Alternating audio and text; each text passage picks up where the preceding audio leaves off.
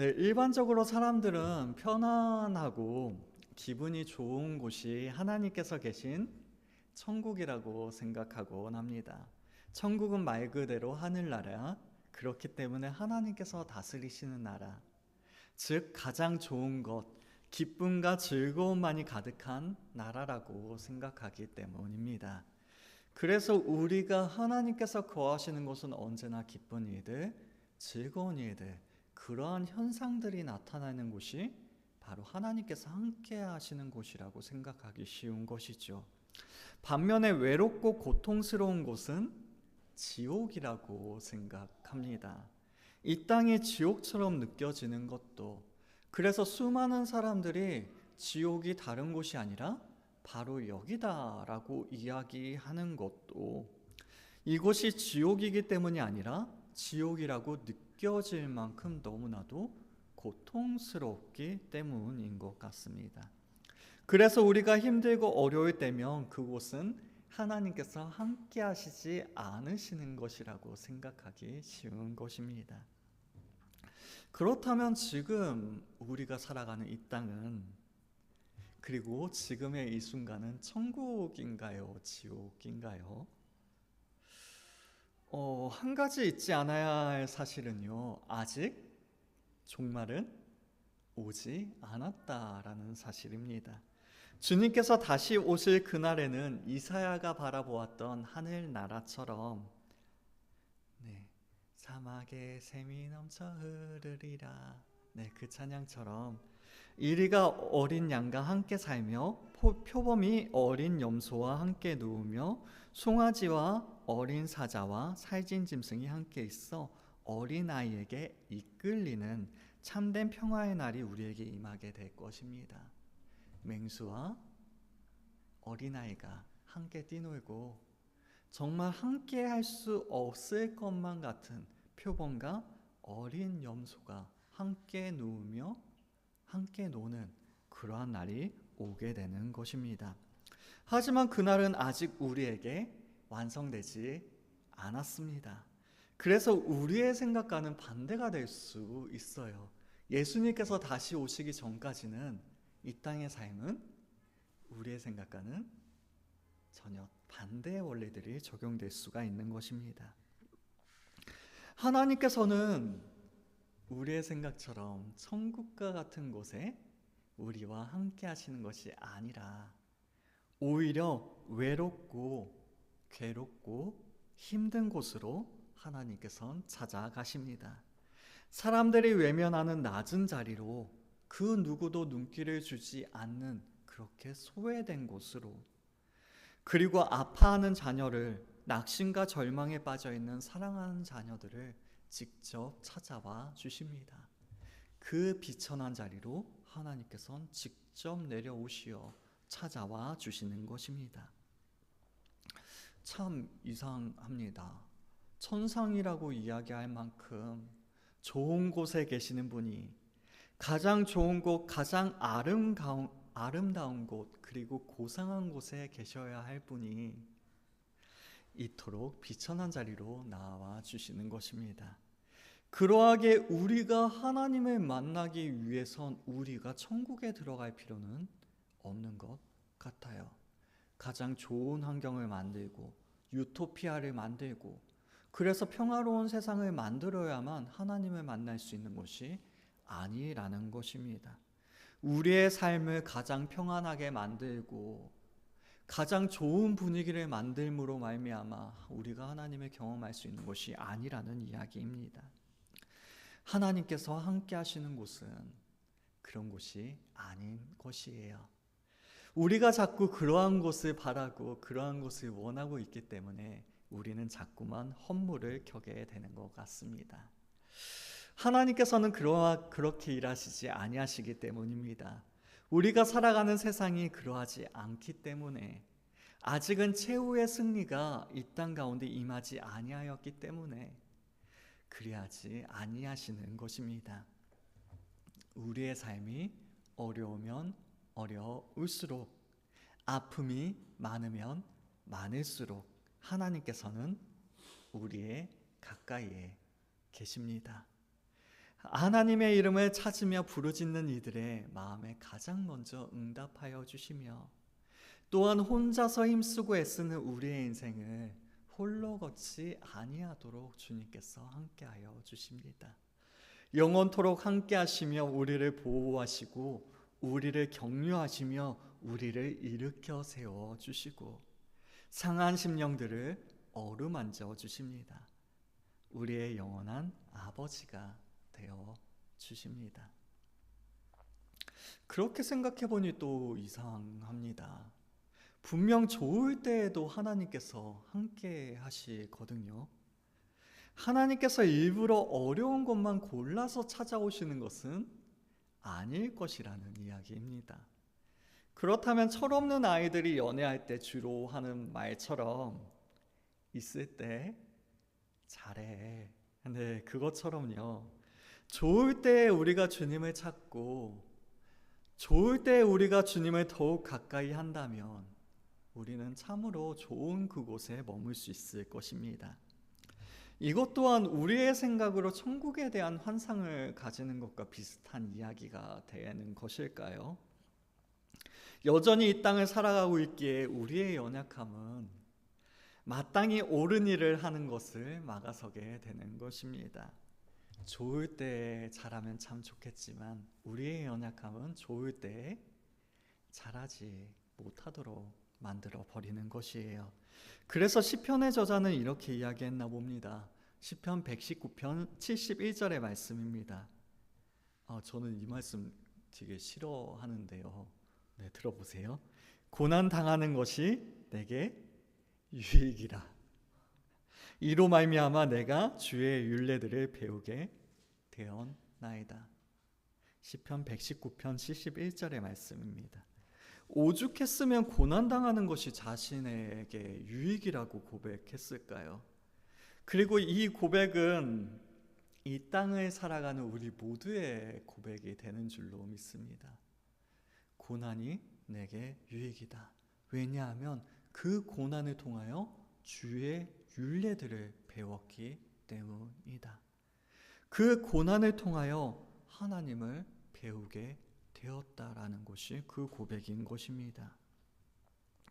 하나님께서는 이 고백 가운데 우리에게 찾아와 주십니다. 오히려 좋을 때보다 더 가까이에 우리의 심령 깊숙한 곳까지 주님께서는 찾아와 주시는 것입니다. 좋을 때에 하나님께서 우리를 찾아오시지 않는 것이 아니라 우리가 고난 가운데 있을 때 더욱 간절히 우리가 하나님을 찾기 때문에 우리가 더욱더 깊이 있게 그 하나님 아버지를 만나게 되는 것 같습니다. 그 하나님으로 말미암아 우리를 찾아오시는 그 은혜로 말미암아 고난 중에도 우리들에겐 소망을 허락하여 주시는 것입니다. 그렇죠. 우리가 좋았을 때 하나님을 만났던 기억을 우리의 인생 속에서 되뇌어 본다면 그렇게 많이는 생각이 나지 않는 것 같아요. 네, 저는 대학 합격했을 때 하나님께서 정말 다 하셨다 그런 생각을 했던 적이 있는 것 같아요. 근데 그렇게 특별한 경우가 아니라면 별로 그렇게까지는 하나님을 가까이에서 경험했던 기억이 없는 것 같습니다. 마치 당연한 일처럼 그냥 넘기기 때문이기도 한 것 같아요. 하지만 어려웠을 때 하나님께서 우리와 가까이 해주신 것들은 정말 셀 수도 없이 많았던 것 같습니다. 그만큼 우리의 어려움은, 우리의 고난은 오히려 하나님을 가까이 만날 수 있는 좋은 도움이 되어집니다. 그러하기 때문에 천국이어야만 하나님을 만날 수 있는 것이 아니라 오히려 지옥과 같은 그러한 어려움 속에서 오히려 하나님을 더욱 가까이 만날 수 있게 되는 것입니다. 바로 다윗이 그러한 사람이었습니다. 하나님께서는 다윗을 내 마음에 합한 자, 내 마음에 맞는 사람이라고 말씀하셨습니다. 다윗은 일평생을 하나님과 가까이 하는 삶을 살았습니다. 하나님을 가까이 하였다는 것은 그만큼 그 인생이 고난이 많았다라는 반증인 것이에요. 그렇다면 다윗의 고난은 무엇이었을까요? 대부분의 경우가 사람 때문에 어려움을 겪는 일이었습니다. 오늘 본문의 말씀 속에서도 악인들, 대적들, 원수들이라고 기록하고 있습니다. 시편 27편 2절의 말씀입니다. 악인들이 내 살을 먹으려고 내게 왔으나 나의 대적들, 나의 원수들인 그들은 실족하여 넘어졌도다. 그들은 내 살을 먹으려고 내게 왔다고 표현하고 있습니다. 마치 맹수와 같이 살을 물어 뜯으려고, 그 살을 씹어 먹으려고 찾아온 모습을 떠올리게 하는 표현입니다. 그 대적들은 노골적으로 다윗을 공격하고 있습니다. 마치 원수들같이 사이가 틀어져 버리고 말았습니다. 12절에는 위증자와 악을 토하는 자라고 표현하고 있습니다.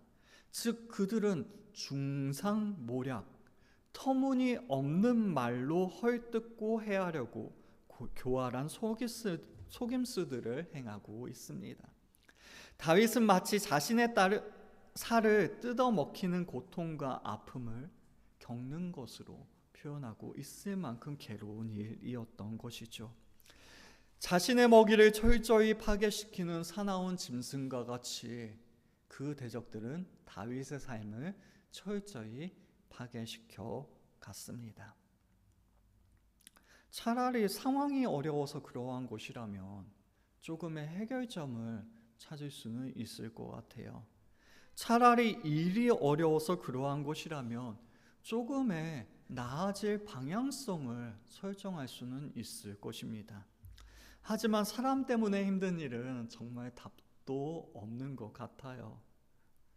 네, 그렇죠. 우리 어머니도 그렇고 이제 우리 아버지도 그렇고 사람 상대하는 일을 우리는 해 나아갑니다. 차라리 일이 꼬이고 어려워지면 풀어내면 되는 거예요. 하지만 사람으로 인해서 이게 틀어지기 시작하면 정말 난감하기 그지가 없습니다. 그 일로 통하여 우리는 수도 없이 상처를 받게 되고요. 끝도 없이 낙심하게 되며 절망의 나락 속으로 떨어지게 되는 게 바로 사람으로 인한 상처인 것 같습니다. 더욱이 그들이 물어뜯으려고 작정하고 달려드는 상황은 그 어떠한 일들보다도 고통과 아픔을 겪게 하는 일이 되어졌을 것입니다. 우리 또한 그런 것 같아요. 예를 들어 우리를 좋아하는 100명이 있다고 치면은 사실 그 100명을 생각하는 일은 우리는 그렇게 많지 않습니다. 하지만 그 100명이 있다고 할지라도 우리의 마음을 어지럽게 하는 한 사람이 있다면 그 한 사람 때문에 불행해지는 것이 바로 우리들인 것입니다. 우리를 행복하게 해주는 수많은 사람들에 대해서는 잘 생각이 나지 않지만 우리의 속을 썩이는 그 사람은 왜 그렇게 우리의 머릿속에서 떠나지 않는지, 마치 우리가 말씀을 묵상하는 것처럼 매일 우리는 그 사람을 묵상하게 되어집니다. 계속해서 그 사람을 생각하고 또한 생각할 때마다 괴로움에도 불구하고 그 생각들을 떠나보내지 못하고 계속해서 마음에 담아두고 시도 때도 없이 생각해 나아가는 것이 바로 우리들인 것입니다. 더욱이 다윗은 그러한 사람들이 한두 명이 아니라고 이야기하고 있어요. 3절에는 군대라고 표현하고 있고요. 군대가 얼마나 많은가요, 사람들이? 또한 전쟁을 일으킬 수 있을 만큼 많은 이들이 자신의 원수요, 대적자들임을 이야기하고 있습니다. 수많은 사람들이 자신을 해하려고 다가오게 된다면 그 대적들로 인하여 겪게 될 어려움은 얼마나 큰 것인지 우리는 쉽게 생각해 볼 수 있을 것입니다. 왜냐하면 우리 또한 사람으로 인하여 절망감을 느껴봤기 때문에, 또한 사람으로 인하여 어려움을 겪어봤기 때문에 이 상황이 얼마나 어려운 일인지, 또한 얼마나 지옥같이 고통스러운 일인지를 우리는 쉽게 이해해 볼 수 있는 것입니다. 하지만 더 큰 문제가 아직도 남아 있어요. 진짜 슬프고 외로운 이야기인데요. 자신을 고발하던 대적자들의 말들이요, 100% 틀린 말은 아니라는 이야기입니다. 근거가 없어서 트집 잡는 것은 아니라는 거예요. 11절의 말씀입니다. 여호와여, 주의 도를 내게 가르치시고 내 원수를 생각하셔서 평탄한 길로 나를 인도하소서. 정말 안타깝게 하는 말씀입니다. 우리의 연약함은 우리를 괴롭히는 그 원수들과 별반 다르지 않는 것 같아요. 심지어는요, 우리가 얼마나 연약하냐면 우리를 괴롭히는 그 원수들을 생각하면 생각할수록 분노하고 화를 내지만 결국에 그 사람들을 닮아가게 된다는 사실에 있습니다. 아마 우리 남성분들은 이걸 굉장히 잘 이해하실 텐데요. 군대가 그래요. 쫄병일 때는 그렇게 괴롭힘 당하면서 그렇게 분노하고 왜 저 사람은 저럴까 막 화를 냈는데 막상 내가 고참이 되고 나면 똑같이 행동합니다. 심지어는 그 사람보다 더 악랄해지고 포악해지는 것이 바로 사람의 본성인 것 같아요. 그래서 저는 반면교사는 없는 것 같습니다. 반면교사가 뭐냐면 반대되는 모습을 통하여 배울 수 있는 교사예요. 근데 우리는 반면교사를 통해 그것을 배우기보단 오히려 닮아가는 것이 우리의 연약함인 것입니다. 여호와여, 주의 도를 내게 가르치시고. 다윗이 이렇게 고백한 것은 바로 주님의 도를 배워야 할 사람은 그들뿐만 아니라 나도 동일하다라고 고백하고 있는 것입니다. 우리 또한 위증하고 중상모략하는 이들과 동일하게 하나님의 뜻을 지키지 못한 사람들이기 때문입니다. 우리들 또한 동일한 죄인들이에요. 우리들은 본질적으로 죄와 오류로 인하여 바른 길을 갈 수 없는 사람들입니다. 우리 주위에 있는 유혹적인 환경들은 계속하여 타락의 길로 우리를 나아가도록 우리에게 손짓합니다. 그러하게 우리는 주의 도를, 바른 길을 배워야 하는 사람들인 것이에요. 저는 어렸을 적에 기독교를 비판하는 사람들이 너무나도 미웠습니다. 왜냐하면 너무 터무니없는 이야기들로 우리들이 비판한다라고 생각을 했거든요. 하지만 나이가 들면서 제 자신을 알아가고 또한 신앙생활을 해 나아가는 저의 모습을 보면서 그들의 말이 틀리지만은 않은 것 같다라는 생각을 정말 많이 해보았어요. 그들이 하는 가장 많은 이야기가 뭐냐면 그리스도인들은 이기적이다. 맞는 것 같아요. 너무나도 우리는 신앙이라는 이유 하나만으로 무례하게 다른 사람들에게 행동할 때가 많습니다. 그래서 오히려 그리스도인들 중에서 이기적이고 자기 자신들밖에 모르는 사람들이 더 많은 것 같아요. 그러한 모습들이 우리들에게 있기 때문에 그들은 비난하는 것이라는 사실을 깨닫게 된 것입니다. 즉, 우리들이 무언가 대단하고 무언가 정결하고 순결하기 때문에 우리를 비난하는 저들이 틀렸다라고 이야기하는 것이 아니라는 사실입니다. 그럼에도 불구하고 우리가 하나님께 하소연할 수 있는 것은 하나님께서 우리에게 찾아와 주시기 때문입니다. 즉, 그들이 악인이고 우리가 의인일 수 있는 이유는 우리가 특별하고 우리가 선하게 지내고 우리가 착하게 살아왔기 때문이 아니라 하나님께서 우리의 삶에 찾아와 주셨기 때문입니다. 하나님께서 우리에게 찾아와 주시지 않으셨다면 똑같은 사람들일 뿐이지만 그럼에도 우리가 은혜 가운데 머물 수 있는 것은 하나님께서 우리를 붙잡아 주셨기 때문입니다. 그러하기 때문에 우리는 날마다 회개할 수 있는 것이고요. 그러하기 때문에 우리는 주님을 바라보며 주님 앞으로 나아갈 수 있는 것입니다. 그리하여 하나님께서 우리에게 주의 도를 가르쳐 주시며 그 가르쳐 주신 그 길로 인하여 우리는 평탄한 길을 걸어갈 수 있게 되는 것입니다. 다른 이유 때문이 아니라 하나님께서 우리와 함께하여 주시기 때문 말입니다. 놀라움은 여기에서 시작됩니다. 만약 원수가 없었다면 다윗은 이토록 간절한 기도를 하나님께 올려드리지 않았을 것이에요.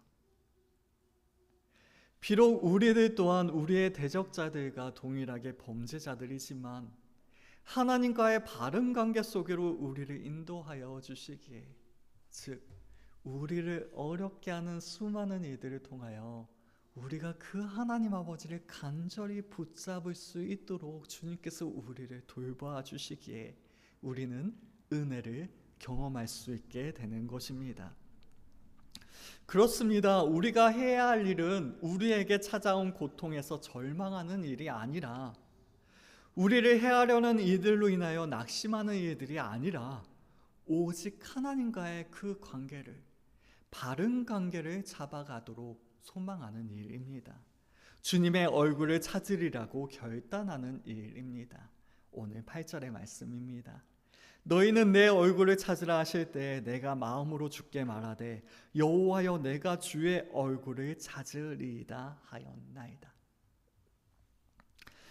과거에 주님의 구원을, 그 크신 은혜를 체험하였던 것과 같이 이제 다시 하나님의 얼굴을 찾으려고 합니다. 마치 어두움 속에서 빛을 발견해낸 사람처럼 다윗은 그토록 어두운 가운데에서, 그토록 고통스러운 가운데에서 하나님의 말씀을 발견하게 됩니다. 어두운 가운데 빛을 발견한 것처럼 어두운 현실 속에서 하나님의 빛을, 그 말씀을, 약속을 발견하는 것입니다. 그 약속은 무엇입니까? 너희는 내 얼굴을 찾으라. 너희는 내 얼굴을 찾으라 하실 때 그 말씀을 기억하며 내가 주의 얼굴을 찾으리라 라고 고백하고 있는 것입니다. 여기에서 말하는 얼굴은 무엇일까요?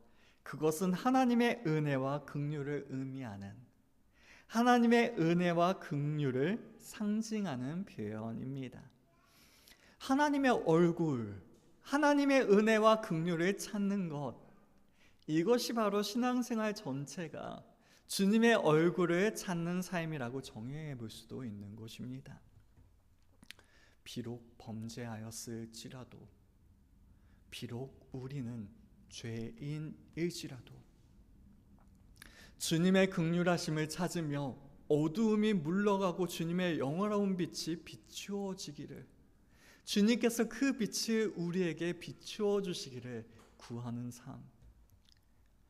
비록 고통과 고난 가운데 있지만 주님의 도우심으로 말미암아 우리를 평탄한 길로 인도하여 주시기를 간구하는 삶. 날마다 쓰러지고 넘어지는 연약한 우리들에게 하나님의 은혜가 아니라면 단 한순간도 살아갈 수 없음을 고백하는 삶. 그것이 바로 우리의 신앙생활입니다. 하나님의 얼굴을 찾는 것, 그것이 우리의 신앙생활인 것입니다. 참으로 놀라운 것은 우리가 마음을 다해 하나님을 찾을 때 하나님께서 우리에게 발견되어져 주신다는 사실입니다. 발견되어져 주신다. 발견되어진다가 아니라 발견되어져 주신다. 조금 느낌의 차이를 아시겠나요? 우리가 찾을 때 하나님을 발견할 수 있습니다가 아니라 하나님께서 발견되어져 주신다. 찾을 때 발견된다라는 것은, 발견할 수 있다라는 것은 우리가 찾아낸 거죠. 하지만 발견되어진다는 것은 하나님께서 우리에게 나타나 주신다라는 것입니다. 예레미야 29장 13절의 말씀입니다. 너희가 온 마음으로 나를 구하면 나를 찾을 것이요 나를 만나리라. 한 번만 더요. 너희가 온 마음으로 나를 구하면 나를 찾을 것이요 나를 만나리라. 우리가 온 마음을 다해 하나님을 찾으면 하나님을 만나게 될 것이라고 말씀하고 있는 것입니다. 예전에 나누어 보았던 것과 같이 사람의 힘으로 신을 찾을 때 그 신을 발견할 수 있다면 그것은 신이 아닙니다. 사람의 능력으로 찾을 수 있다는 것은 사람의 능력보다 못한 존재가 바로 그 신이기 때문입니다. 그럼에도 우리가 하나님을 찾을 때 우리가 하나님을 만날 수 있다는 것은 바로 하나님께서 우리를 만나 주셨기 때문입니다. 하나님께서 자신을 나타내 보여주시고 우리에게 찾아와 주셨기 때문입니다. 우리가 하나님을 발견한 것이 아니라 하나님께서 우리에게 발견되어져 주신 것입니다. 하나님께서는 우리에게 말씀하십니다. 너희가 온 마음으로 나를 구하면 나를 찾을 것이요 나를 만나리라. 우리 하나님께서는 바로 그러한 하나님이십니다. 청년들을 만날 때 이러한 고민을 하는 친구들이 너무나도 많아요. 자신들은 나름 하나님을 찾았다고 생각을 하는데 하나님을 만날 수 없었던 경험들이 너무나도 많았기 때문입니다. 아마 그것은 인생의 경륜이 쌓이다 보면 자연스럽게 늘어나는 경험이지만 청년 때는 그 불타는 열심으로 조급함이 생기거든요. 그래서 이 말씀을 의심하는 친구들을 굉장히 많이 만나봤습니다. 정말로 하나님을 찾으면 하나님을 만날 수 있나요? 정말로 우리가 하나님께 기도를 드리면 하나님께서 그 기도를 들어주시나요? 정말로 하나님께서 함께하여 주시기를 원한다면 하나님께서 우리와 함께하여 주시나요? 그 말이 사실이라면 왜 우리는 이렇게 취업이 잘 안 되고 왜 우리는 이렇게 노력하지만 좋은 결과를 얻지 못하고 왜 우리는 날마다 이렇게 힘들고 어려운 삶을 살아갈 수밖에 없나요? 네, 그게 바로 청년들의 질문입니다. 너무 이쁘죠? 네, 우리랑 똑같은 고민을 하고 있는 거예요, 사실은. 근데 청년들은 아직 어리니까 조금 더 노골적으로 표현하고 있는 거고 우리는 좀 나이 들었으니까 고상한 척.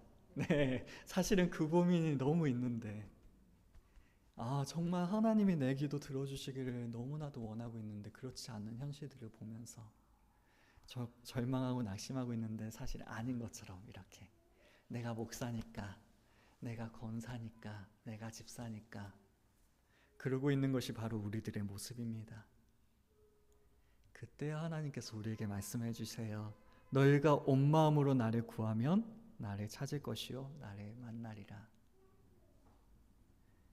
사실 그 현상으로 내가 만나주시는 것이 아니라 우리에게 좋은 일들이 일어나야만 그것이 천국이 아니라 하나님께서는 이미 우리를 만나주고 계시고 이미 그 어려운 상황 속에서도 우리의 가까이에 계시고 이미 우리와 함께하여 주신다.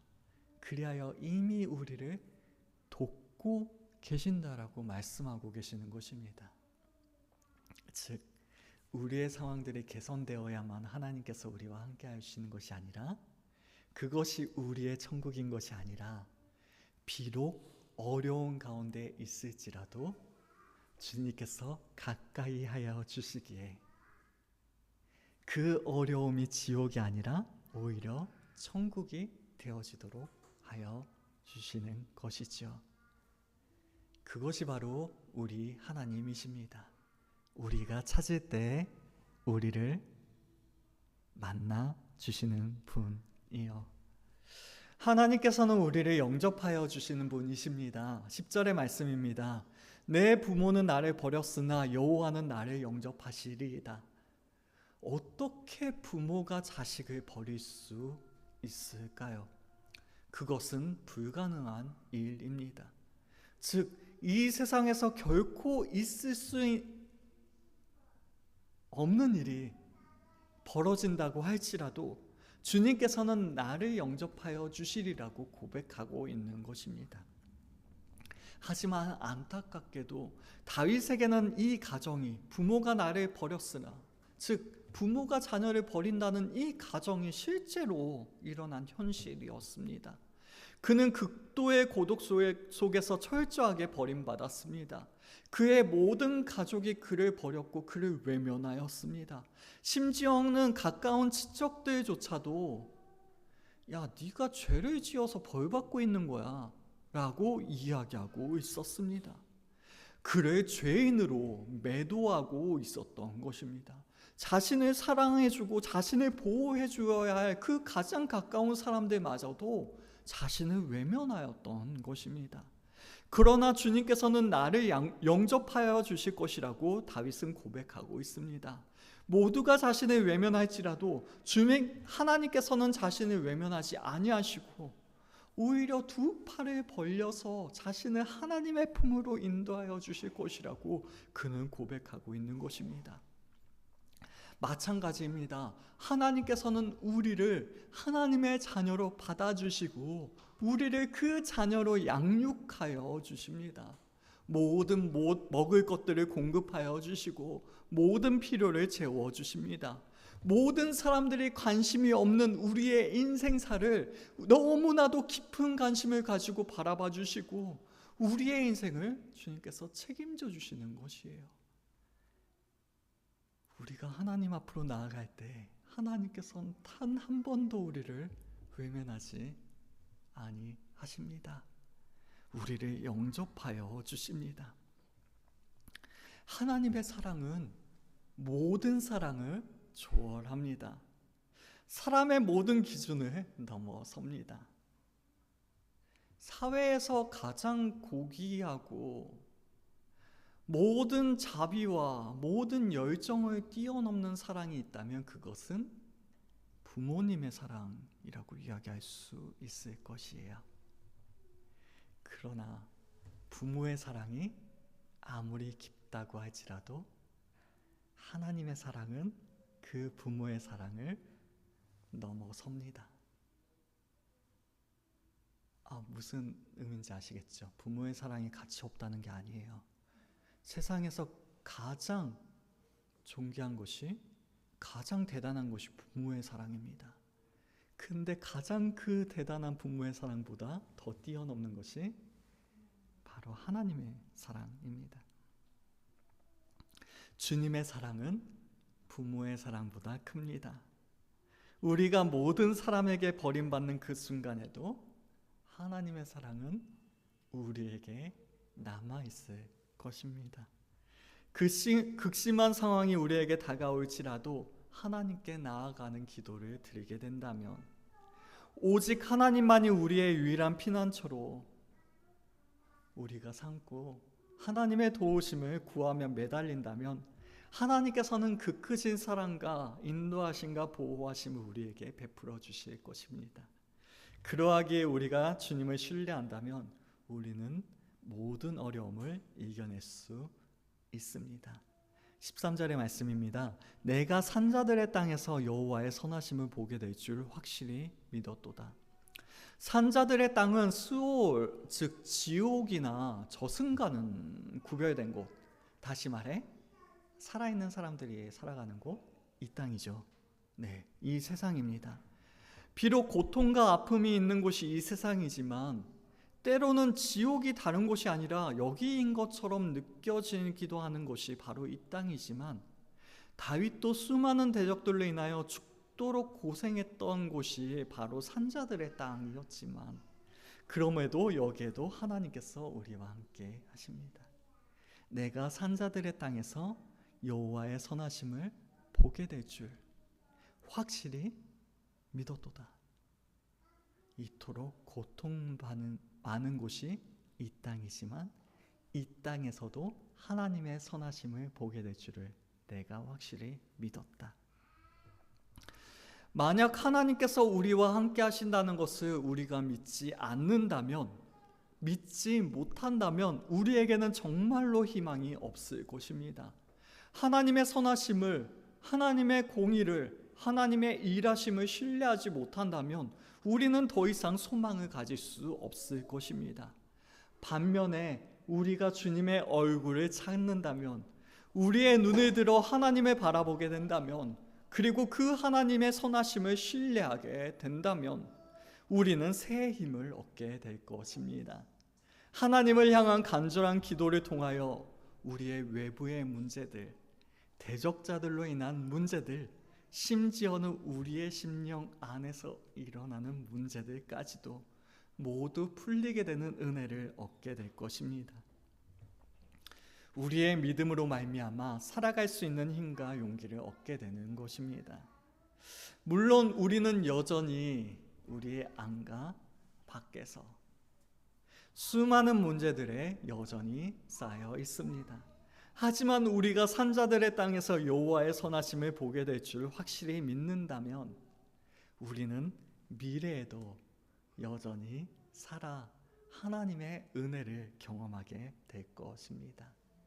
그 은혜를 맛보게 될 것입니다. 그 기도로 주님께서 가까이 하여 주시기 때문에, 그 하나님께 나아가게 된다면 주님께서는 우리의 소원을 완전히 이루어 주실 줄로 믿습니다. 하나님과의 관계를 바로 세우고 그분과 함께하고자 하는 우리의 소원을 말입니다. 4절의 말씀입니다. 내가 여호와께 바라는 한 가지 일, 그것을 구하리니 곧 내가 내 평생에 여호와의 집에 살면서 여호와의 아름다움을 바라보며 그의 성전에서 사모하는 그것이라. 내가 여호와께 바라는 한 가지 일, 그것을 구하리니, 다른 소원이 없다는 것이 아닙니다. 우리의 모든 소원이 이 소원 하나로 귀착된다는 말입니다. 그것은 내가 내 평생에 여호와의 집에 살면서 여호와의 아름다움을 바라보며 그의 성전에서 사모하는 그것입니다. 내 평생에, 즉 내가 살아있는 동안에 한평생 주님 앞에 살아가는 것, 여호와의 아름다움을 바라보는 것, 즉 주님의 은총과 주님의 그 사랑을 의지하며 살아가는 것, 여호와의 집에 살면서 그의 성전에서 주님을 예배하는 그것, 그것이 바로 우리의 단 한 가지 소원입니다.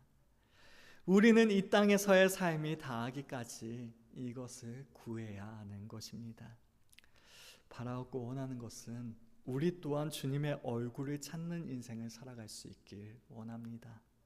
비록 슬픔과 고통이 가득한 이 세상이지만 마치 살을 뜯어먹을 듯이 우리를 공격하여 아프게 하고 고통스럽게 하는 이들이 가득한 것이 바로 이 땅이지만, 때때로는 눈물이 나도록 억울한 일들이 찾아오기도 하는 것이 바로 이 세상이지만, 그럼에도 하나님께서 우리와 함께 하십니다.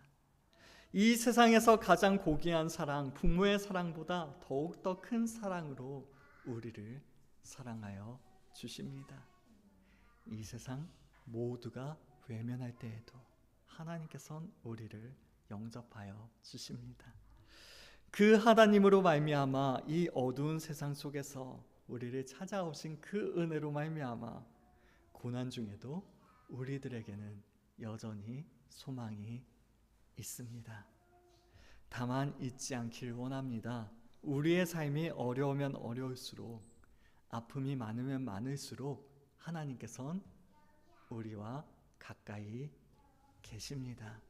그 일을 통하여 우리는 하나님을 간절히 찾게 될 것입니다. 주님의 은총을 찾으며 그분의 신실하심을 확실히 믿게 될 것입니다.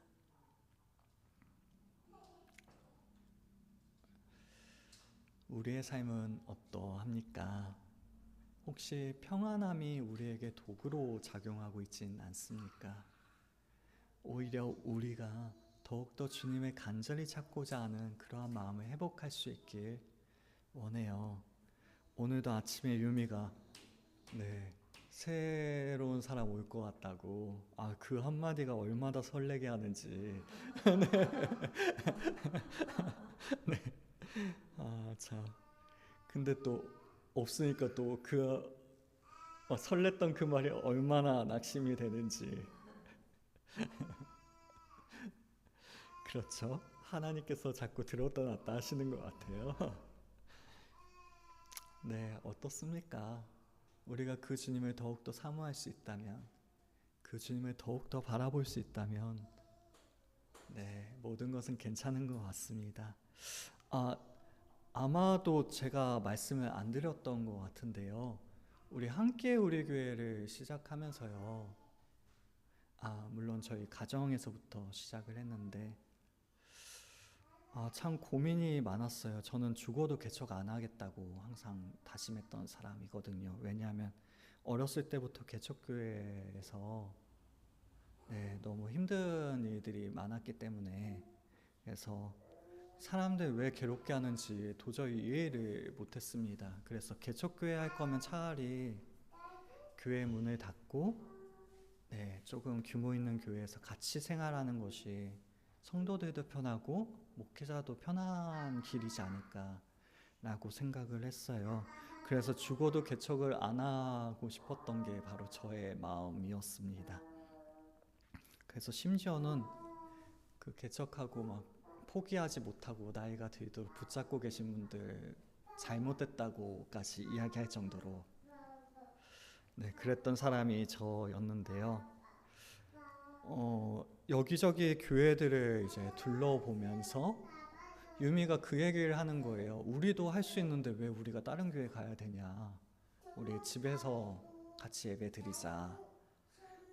그 이야기가 제 마음을 흔들기 시작했습니다.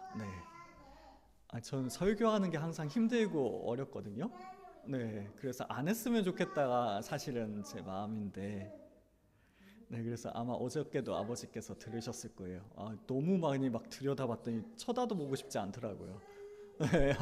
그만큼 우리 논문 쓸 때처럼 그렇게 되거든요. 그래서 너무 힘들어서 그냥 다른 교회 다니는 게 편한데 왜 유미는 우리가 하자고 이야기하지?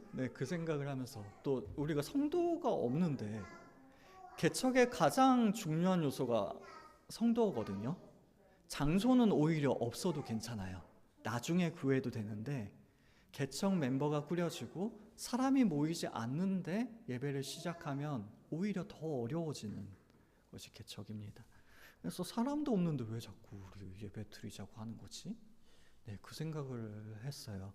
그러다가 어느 날 연우 이제 등원을 시키고 집으로 터덜터덜 걸어오는데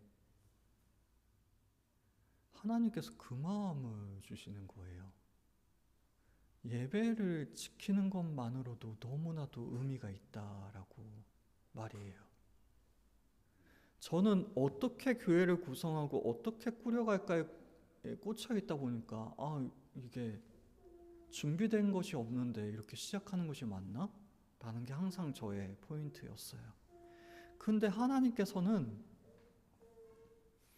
예배 드리는 것 그 자체만으로도 사람이 몇 명 모이는지 상관없다. 그 예배가 얼마나 잘 갖춰져 있고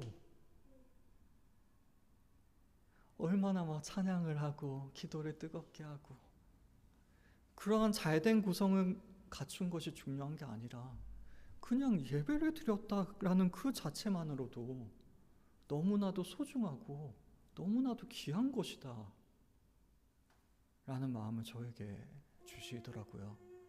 그렇게 시작한 교회가 함께 우리 교회입니다. 그때부터 저도 마음가짐이 달라지더라고요. 개척교회 목사님들이 존경스럽기 시작했습니다. 그 마음을 몰랐을 때는요, 온고집쟁이들, 자기 고집 때문에 가족도 힘들게 만들고 자기 고집 때문에 수많은 사람들을 어렵게 하고 그러한 사람들이 개척교회 목사님들이었는데요. 이 마음을 알고 보니까 예배를 지켜나가고 계신 분들이 그분들이시구나. 수많은 어려움들에도 불구하고 하나님께 예배드리는 게 너무나도 소중해서 그것을 포기하지 못하시는 분들이 그분들이시구나라는 것을 깨달아 알게 되었습니다. 즉 우리들 또한 예배를 바라보고